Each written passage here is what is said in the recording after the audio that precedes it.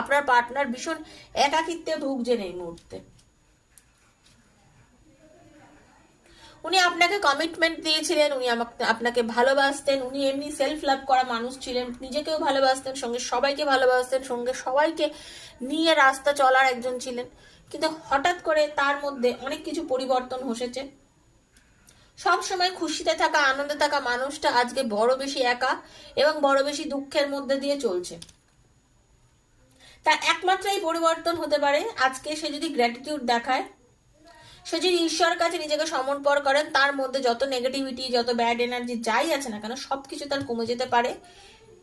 ঈশ্বরের শরণাপন্ন হলে আমি মনে করি, ঈশ্বরকে যদি আমরা ডাকি এবং সবসময় যদি তাকে বিশ্বাস করি, কোনো কালো জিনিসই বেশি দিন টেকে না। সে অমাবস্যা থেকে শুরু করে, গ্রহণ থেকে শুরু করে, অন্ধকার থেকে শুরু করে কিচ্ছু বেশি দিন টেকে না। সূর্যের আলো ওঠেই আলো আমাদের